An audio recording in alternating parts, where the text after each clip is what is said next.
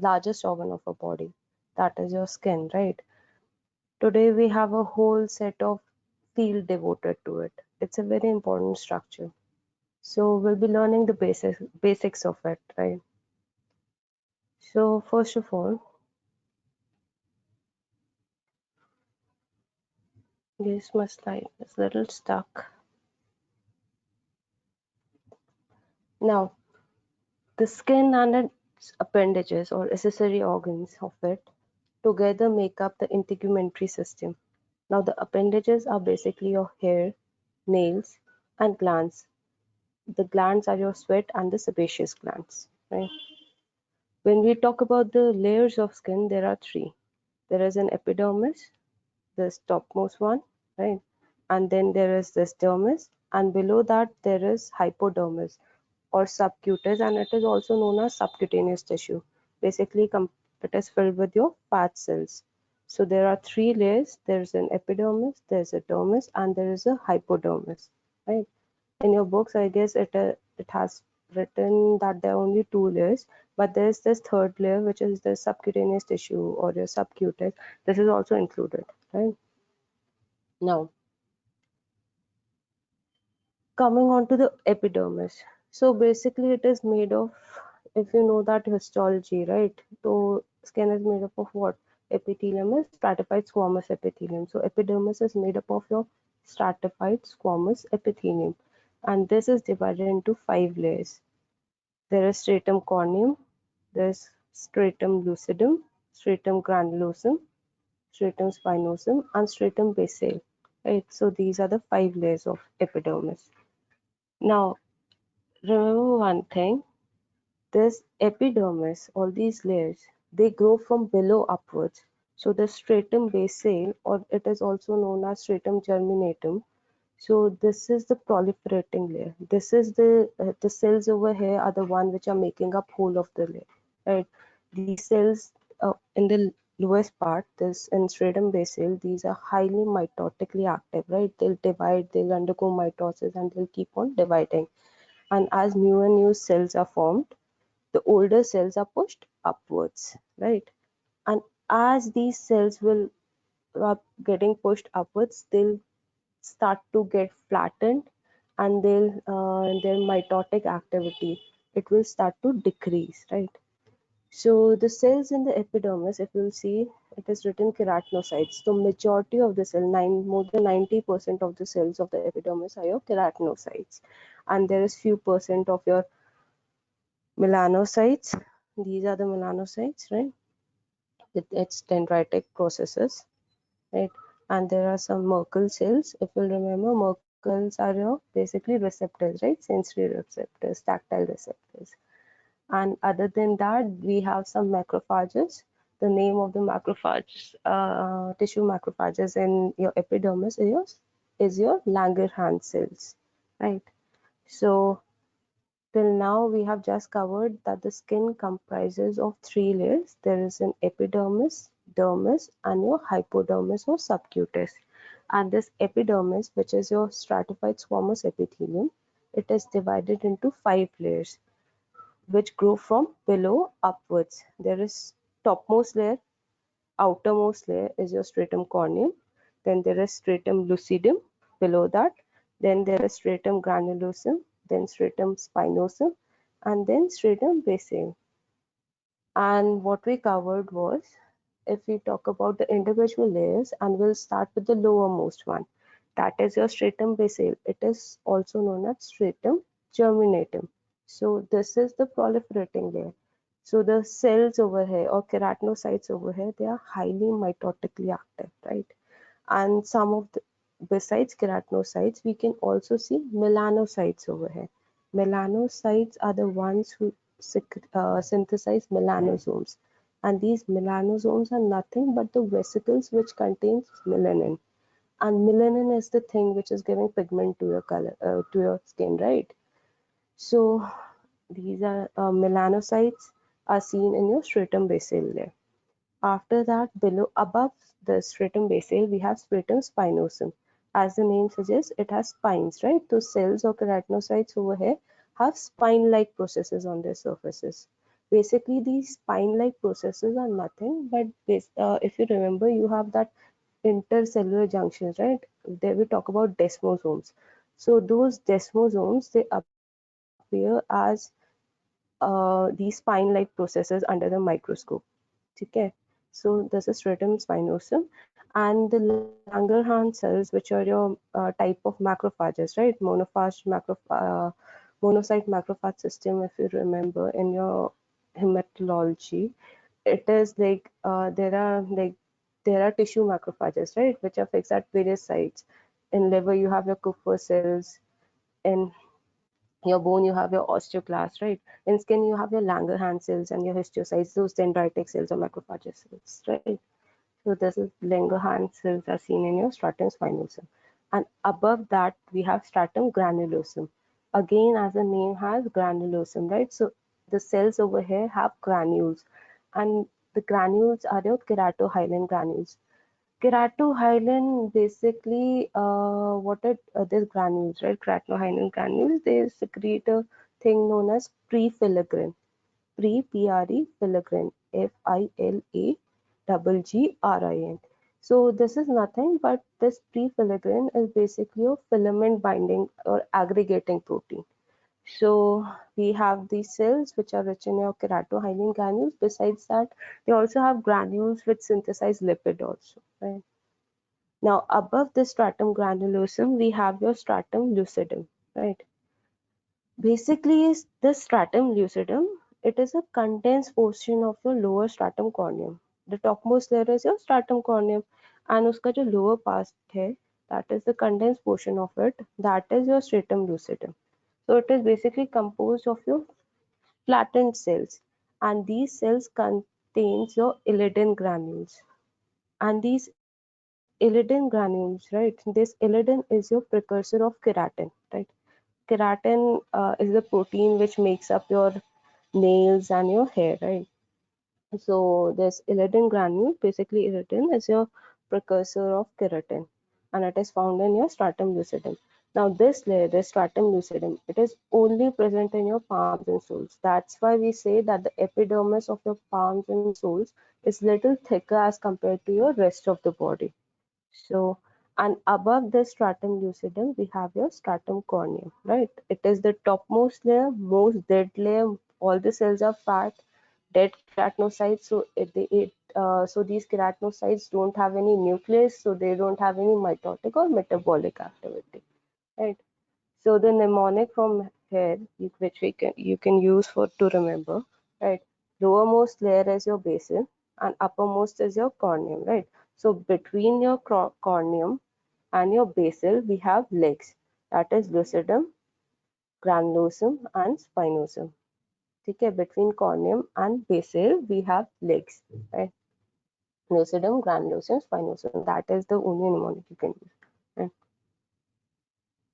Uh, Now coming on to this melanocytes, right? This is the structure of a melanocyte. It has this body and these dendritic processes. So in the body, the melanosomes are generated or synthesized. Basically, these are your vesicles, right? And these melanosomes contain your melanin, which is the pigment, main pigment. And what happens is, as these melanosomes are formed, they transfer along the dendrites, right, to the surrounding keratinocytes. Okay, so you can see in this diagram, a melanosome is formed here and it is getting transported out of the dendrites into the surrounding. Over here, we'll have multiple keratinocytes, right?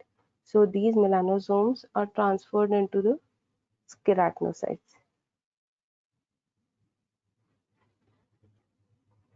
So one thing to remember, right? If we compare the skin of a dark colored individual and a light colored individual, the number of melanocytes in both the person will be same. Okay. So this number of melanocyte doesn't determine the skin color. What determines the skin color is your number, size, and distribution of your melanosomes. These melanosomes, they are the one which are deciding. Right. Please excuse me for a second.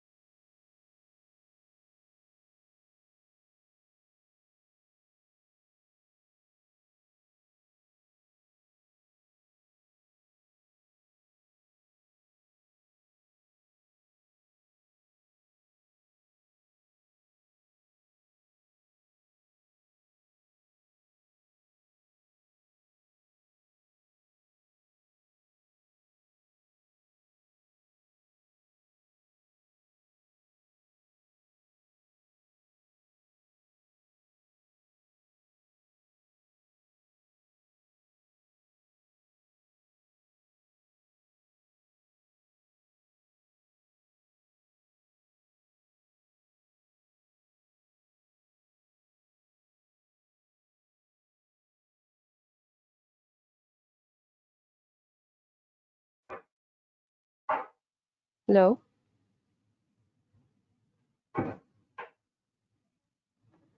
Hello? Can someone please message, right? Ki, am I audible or not?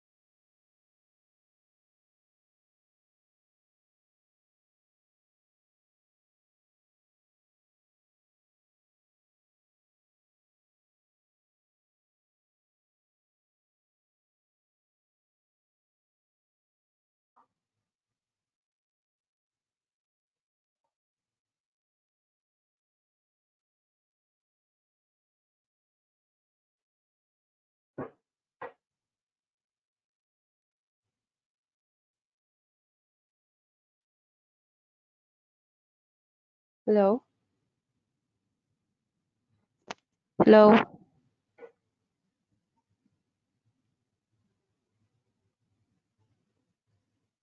Am I still not audible?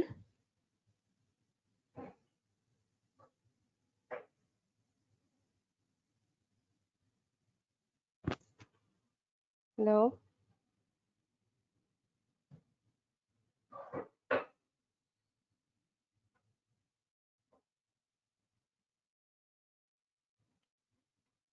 Hello?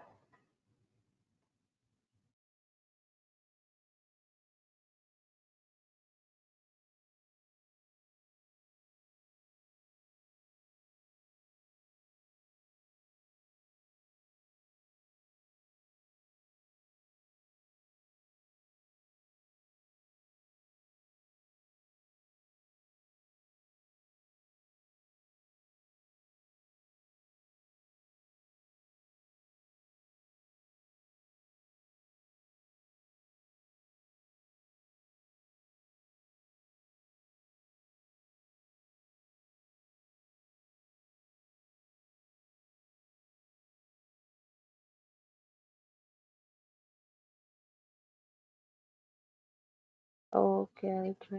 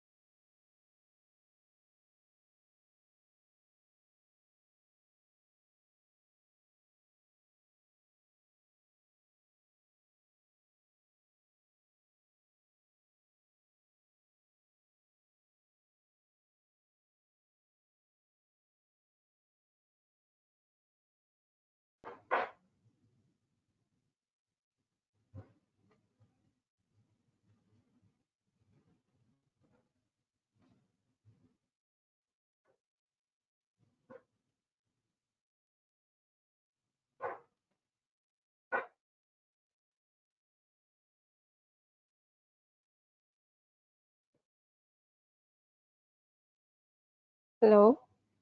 Am I audible now?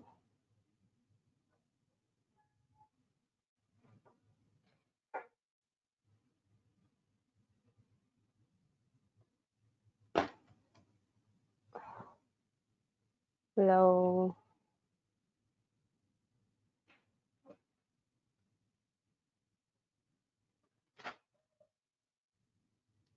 Hello?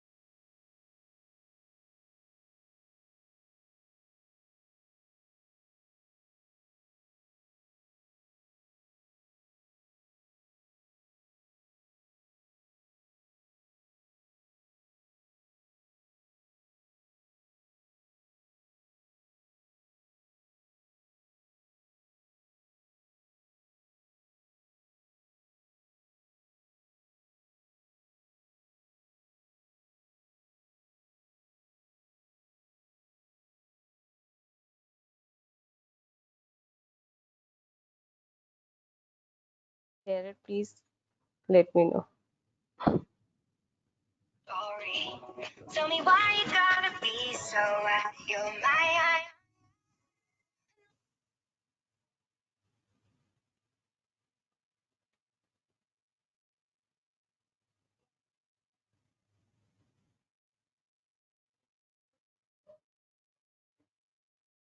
Oh, what is happening? Yeah.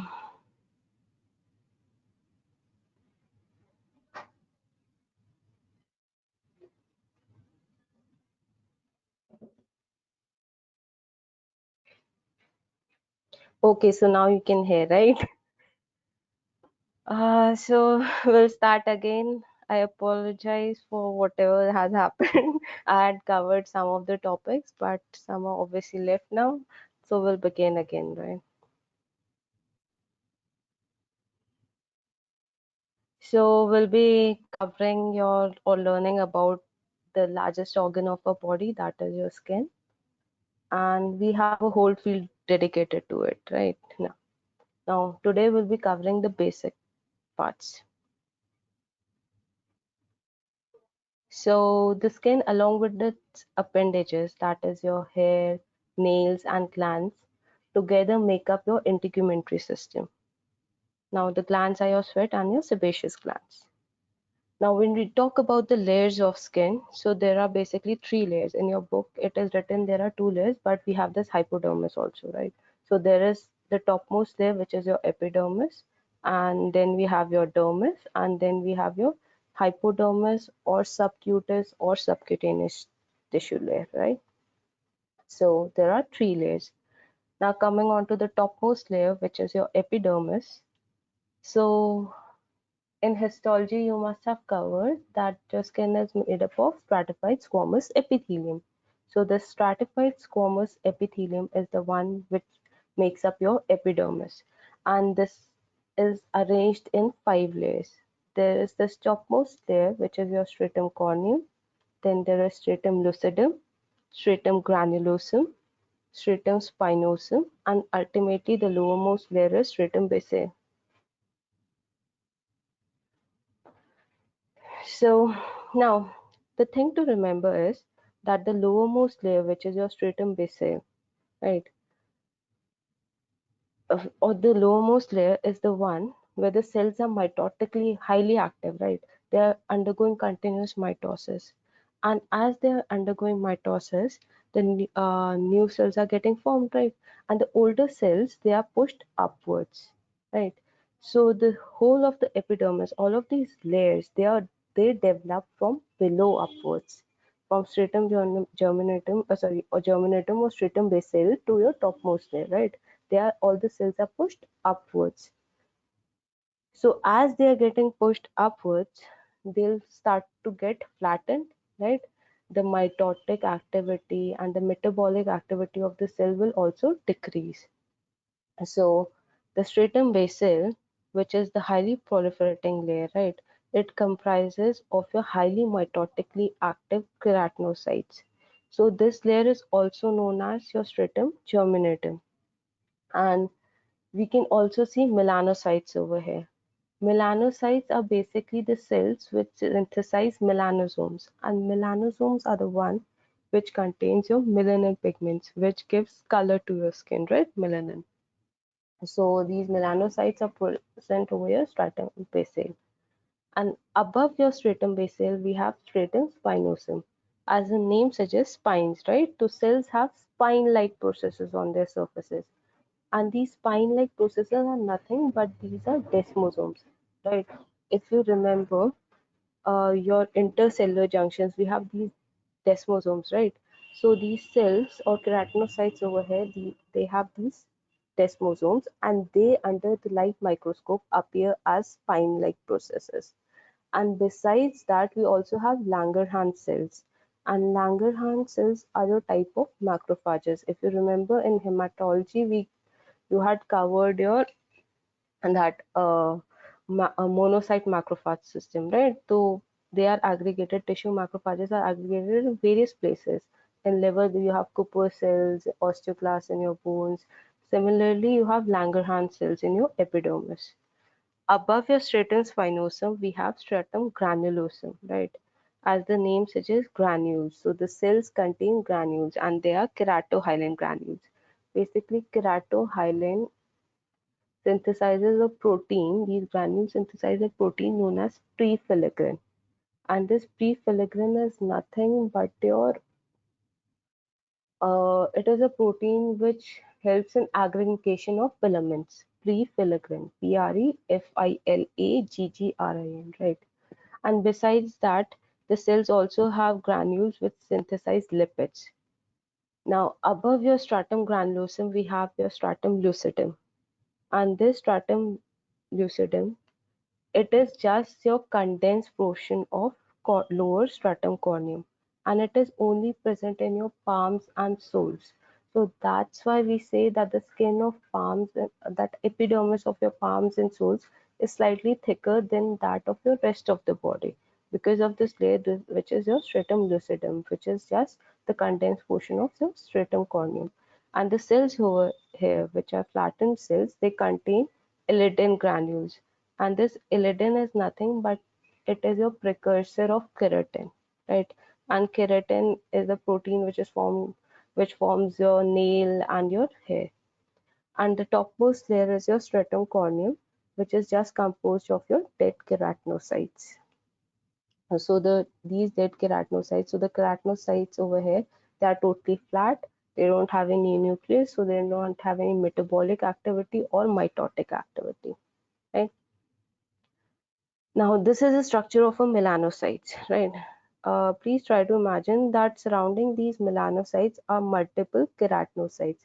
The most abundant cell in your this epidermis, okay, all of these cells are your keratinocytes. It comprises of more than 90% of all the cells. Besides that, you have these melanocytes. This is the body, and these are the dendritic processes of a melanocyte. Besides that, we have your Merkel cells. Merkel cells, if you remember, it is a kind of a tactile receptors, right? And besides that, we have those macrophages like Langerhans cells. So this is the structure of your melanocyte. It has these bodies and these dendrites. So the body synthesizes your melanosomes, which are just your vesicles, and this contains your melanin pigment. And these melanosomes, they are transferred to the adjacent keratinocytes via dendrites.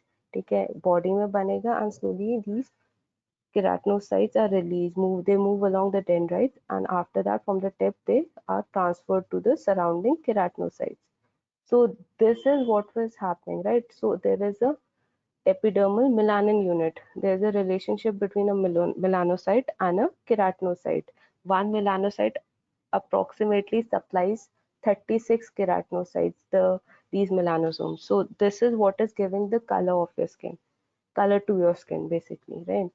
So the number of melanocyte, it is not the thing which is determining the skin color, because if you compare the skin of a light colored individual or a dark colored individual, they have equal amount of melanocytes in a centimeter square area of the skin. They will have equal amount of melanocytes. The thing which determines the color, right, different shades of color in individuals, it is the number, size and distribution of these melanosomes, and besides that the proportion of eumelanin and pheomelanin. If you remember melanogenesis in biochemistry, ठीक है, tyrosine से ultimately dopa and dopaquinone से there two types of melanin are formed. There is a eumelanin and there is a pheomelanin. Eumelanin is your true melanin and pheomelanin is your kind of false melanin, and this eumelanin is the one which imparts your brown black color, and this pheomelanin imparts a yellowish red color. So the proportion of both of them, which is determined by genes, determine your ultimate skin color, right? So below your epidermis, we have your dermis, which is basically composed of your collagen, elastin, and reticular fibers, which are in a matrix of your glycosaminoglycans, that is your hyaluronic acid, dermatan sulfate, and chondroitin sulfate, right? And this dermis is also arranged in two layers. There is an upper papillary dermis and a lower reticular dermis. And this papillary dermis, it forms just the upper one-tenth portion of your dermis, while the reticular dermis form the rest of the nine-tenth portion. And one thing to remember, epidermis, when we covered it, we never talked about the blood supply of it. We never talked any blood vessels in the structure, right? So epidermis doesn't have any blood vessels. Okay, it is the dermis which has the blood vessels, and from these vessels in your dermis, nutrients are supplied to your epidermis. And below the dermis, we have this hypodermis or your subcutaneous layer, which is basically composed of your adipose tissues. And this layer filled with your adipose tissues, that part lobules and those septars, are the one which are acting at, which provides insulation to the body, right? Okay. Now, so we have covered that the skin is divided into three layers. There is an epidermis, there is a dermis, and there is a hypodermis, right? And epidermis is further divided into five layers. Topmost is your stratum corneum. After that, there is stratum lucidum, which is a condensation of it. And then we have your stratum granulosum, stratum spinosum, and stratum basale. And the stratum basale is also known as stratum germinatum, right? So when we talk about the blood supply of skin, as you can see in this diagram, epidermis doesn't have any blood vessels. It is the dermis and the subcutaneous tissues which have it, right? So if you see, there is this continuous venous plexus, right? And it is receiving, you must have covered it, right? Cutaneous blood supply, but I'm just quickly revising it. So if we talk about this cutaneous, this continuous venous plexus, as you can see here, it receives blood from the capillaries also, right? And it also receives blood from these directly from the arteries through these arteriovenous anastomosis. And as you must have known, that the rate of blood supply to the skin, it is highly variable, right? Average is around 13 to 15 ml per 100 grams of tissue. That makes up around 460 ml per minute. Okay, but it can vary. It can be as low as 1 ml per 100 gram of tissue, or it can be very high, comprising of around 30% of your cardiac output. That is around 150 ml per 100 gram of tissues, right? So it is highly variable. And when we come to the functions of skin, the most important or the primary function of this cutaneous blood supply, right? It is the role in maintenance of your body temperature, right? So the arterioles and the arteriovenous anastomosis, it is under the control of your sympathetic nervous system, right? So what happens? This variation whenever the body is feeling too hot, right? So what will happen? Okay, and body has to dissipate its heat, right? So what will it do? It will, what will occur is these all this arteriovenous anastomosis and these arteries or these arterioles, what will happen? Vasodilation will occur over here. The sympathetic discharge will decrease, right? And these vessels, they will dilate. So what will happen कि यहाँ पे blood supply होगा, right? जितना ज़्यादा blood supply skin पे पहुँचेगा, उतना ज़्यादा heat skin से dissipate होगी, right? Either through conduction, convection or evaporation. ये अलग से this body temperature regulation is a another topic जो आपका बाद में cover होगा. I'm just covering the main point over here, right? These arteriovenous anastomosis, they are important because they kind of regulate how much blood is flowing into this venous plexus, right? So when the body needs to lose heat, because either because it is feeling too hot or whatever, or in exercise, what will happen is, in exercise you must have noticed, right, कि पूरा exercise जब करते हैं, right, if you're running or something, your skin, one thing what happens is, first of all you have all those sweating, right, sweating occurs, and second thing, your skin, it appears red, right, it appears flushed. And why it is happening? Because all those arteriovenous anastomosis and those arterioles, they are dilating and the blood is reaching to the dermal layer, right, to this venous plexus. And from here, all this, from here, what is happening? The heat. of your body will be either evaporated or conducted or radiated out of the body. So this is what happens in your when the body is too hot. There is either vasodilation of your arteries, arterioles and your arteriovenous muscles, and sweat glands will release the sweat, right, which will help in your evaporation, right? And whenever the body is feeling too cold, so all those vessels, they will constrict and less amount of blood will flow into your cutaneous circulation. So less amount will be of heat will be absorbed by the environment, right? And it will help in keeping our body warm or core body temperature. It will help in keeping the core body temperature constant. So skin or cutaneous circulation has a major role in your body temperature regulation. Besides that, it also has the role in your body protection and immunity. Basically, skin it is acting as a mechanical barrier, right? Protective barrier against many of the infectious agents which are floating around in your air or skin or water, right? So it is impermeable to it. And in case you have any skin cut, right, and through that some bacteria or toxin enters your subcutaneous tissues or layers of your skin, so we also have the macrophage system over there. We have those Langerhans cells and we have these dendritic cells known as your histiocytes also are there. So they will help in counteracting it. So it will the skin, besides providing a protective mechanical barrier, it also provides your non-specific immunity through those macrophages, right? So we have covered the two functions. There is body temperature regulation, there is body protection and immunity. And besides that, skin is one of your sensory organs, right? Whole of the skin. Uh, CNS, where you must have covered that somatosensory system, and you must have talked about all those receptors, right? So it is filled with your exteroceptors, right? There are so many tactile receptors, thermoreceptors on your skin.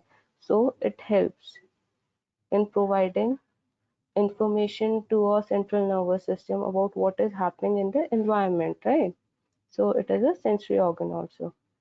Besides that, it plays a important role in vitamin D synthesis. Vitamin D is very important for your calcium regulation, right? Calcium homeostasis. It will be covered in your endocrine system. So the first step of your vitamin D synthesis, it requires conversion of your 7-deoxycholesterol into your pre-vitamin 3, and this happens in your skin and under the effect of your UV lights. So that's why sun exposure is necessary. And in today's world, when we are always avoiding the sun, so this vitamin D deficiency is very common, right? Today, most of the time, people are taking those supplements along with your calcium supplements. If you'll notice, you always have vitamin D along with it, right? So the sun exposure results in your conversion of your 7-deoxycholesterol into pre-vitamin 3, and this step is occurring in your skin, and this pre-vitamin D3 is ultimately leading to the formation of 125 dihydroxycholecalciferol. That is the active form of this vitamin D in the body, right? Besides that, cutaneous circulation also contributes to the central blood reservoir in time of need. Basically, if there is a condition of circulatory shock, that the BP is not maintaining, like blood pressure is falling very low, there is less perfusion to the tissues and everything. So in that time, the body, what it needs to do is it wants to preserve the vital organs, that is your heart and your brain, right? So what happens is the blood is shifted from your cutaneous and your splanchnic circulation to your cerebral and your coronary circulation. So it acts as a reservoir, blood reservoir for those vital organs, right? In the times of need. Now, besides that, water and electrolyte balance, right? So your sweat, basically, if you see over here, this is basically your sweat gland. Okay, it has this coiled portion which is deep seated, and we have this duct portion which is moving outwards. So this coiled portion This is the one which is secreting. Sweat is formed this way, right? This called pushing is the one which is secreting your primary secretion for this sweat. And as this primary secretion is moving along this ductular portion or excretory portion, some of the nutrients are absorbed from it. Sodium and chloride are absorbed, take it, and it undergoes changes. So basically your sweat, basically it consists of your sodium, right? Salts and water. Salts are your most important, are your sodium and calcium. So that is what is the role. Like whenever there is a condition like the blood volume is low, right? So if you're familiar with it or not, ultimately everything renin-angiotensin system or regulatory mechanisms will work, right? And aldosterone is also secreted. And if you know this aldosterone, it acts as a uh, hormone which retains your sodium and water inside the body. Okay, it will decrease the excretion of sodium and water from the renal system. Along with that aldosterone, what it does, it affects the composition of sweat also. It decreases the salt excretion from the sweat. So so it kind of helps in your water and electrolyte balance also, right? It is mainly through your sweat glands. Okay, it will change the composition of your sweat. Okay. Now coming on to the next function, that is your, it is a route of drug administration. Basically, as in the route of drug administration, if you know, if you have some pimple or you have some condition of skin, you can apply those topical ointments, right? So what they do is they will provide your medication to your local site. And because the skin as such is very protect, it acts as a barrier, right? So the absorption of this medication is very poor from the skin, so the this helps in for the drug to act locally. So that is what it is, that is this it is a route for drug administration also. Now coming on to the last function, that many of the diagnostic signs of the systemic diseases can be seen on skin surface.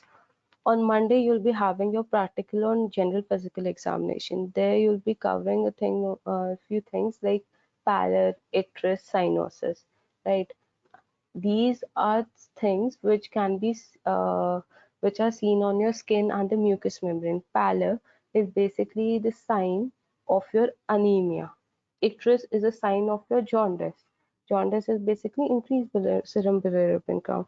So it helps in the diagnosing and aiding the diagnosing of your systemic diseases. And there are many diseases, especially your autoimmune diseases, which have some skin manifestations. So it helps in that also.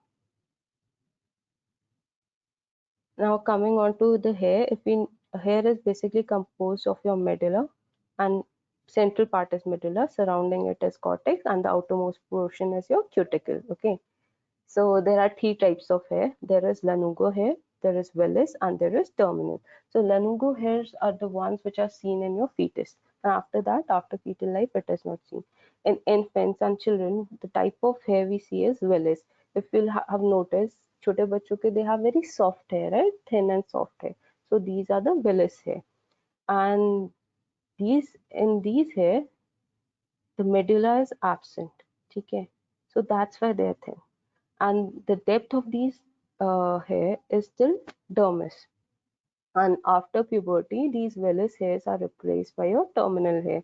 These are in the basically in adults we see your terminal hairs, right? And in this, medulla is absent, is present. Sorry, it is coarse, thicker hair. Medulla is present, and the depth is still hypodermis. Okay. Only in the face of your adult females we have vellus hair. Besides that, everywhere we have your terminal hair. Okay. Now coming on to the nails, it is just an extension composed of keratin. This part, this visible part, which is labeled as nail, it is known as nail plate. Okay. And the proximal part of nail, which is this a hemicircular whitish area, this is known as lunula. Okay. and there's this cuticle part, right, which we consider cuticle. It is known as eponychium. Okay, and then there is this free edge, and below the free edge over here, this free part below the free edge, the skin below this free edge of the nail, it is known as hyponychium. And these are the important parts. There is this nail plate.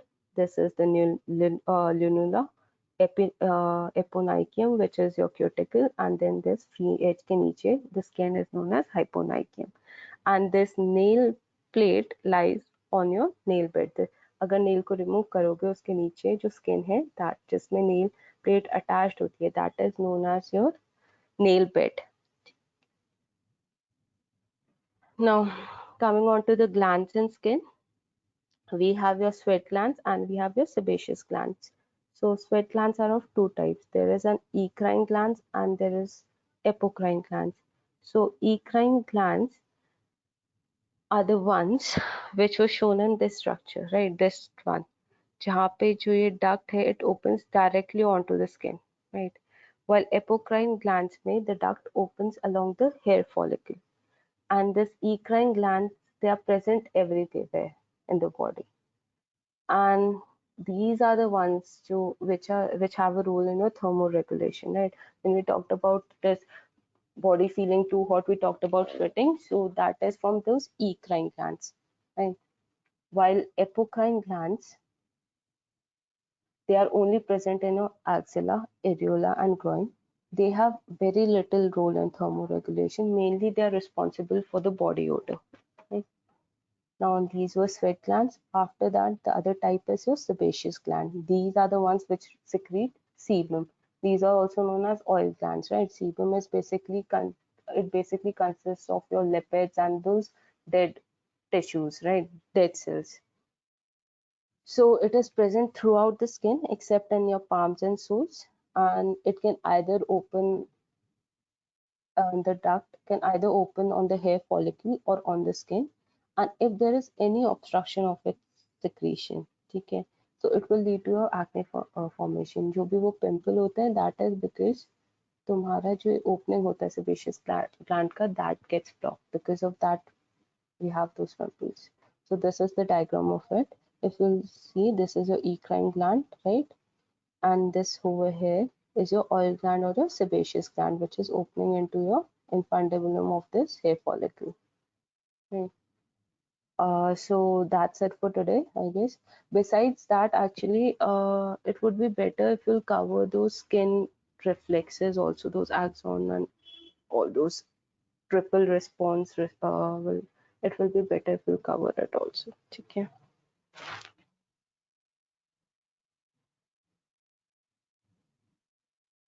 So if you have any queries or you want me to repeat any part, so you can tell me. See, as such, this topic of this structure and skin ka function, it is not as important for you.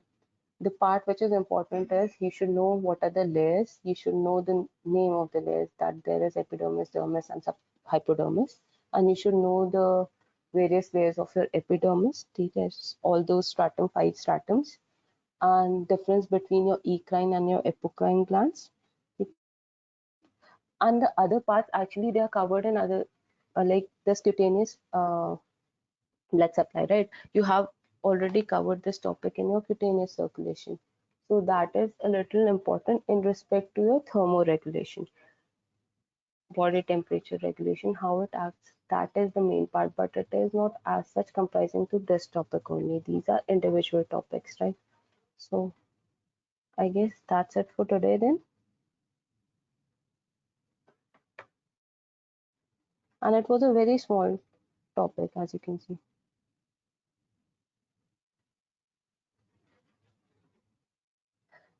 See, Yash Gupta has asked that is the color of skin determined by number of melanocytes also? So no, it doesn't get determined by that, because everyone have equal amount of this equal amount of melanocytes on the surfaces. It is the melanosomes which are determining, and all those few and you melanin. which is determining the skin color. Melanocytes are equal.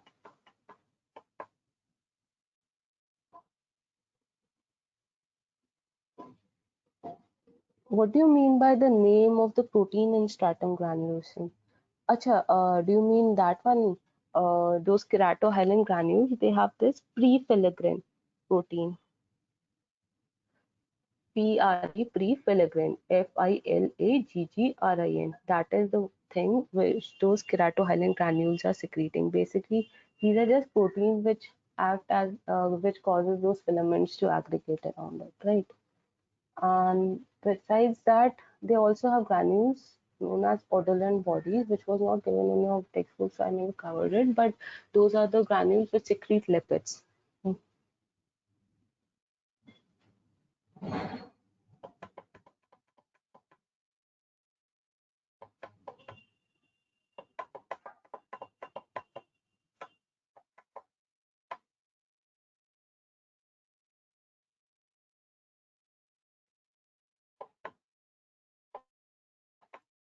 See, what causes the formation of melanin and pheomelanin?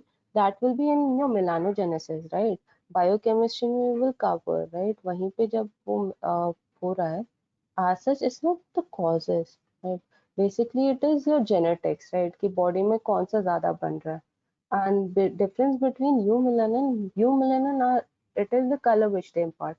Eumelanin imparts your black and brown color, right? And while your pheomelanin imparts your reddish yellow colour. तो जितना proportion होगा उसके हिसाब से it will be the skin colour, right?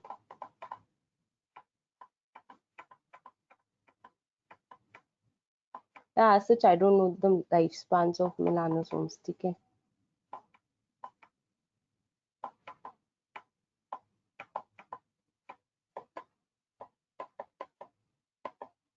I guess that's it for today then. Thank you for your patience, and I'm sorry that I didn't realize that initially we were having all those disturbances, that I was not audible, right? Okay, then. Then thank you for your patience and have a good day.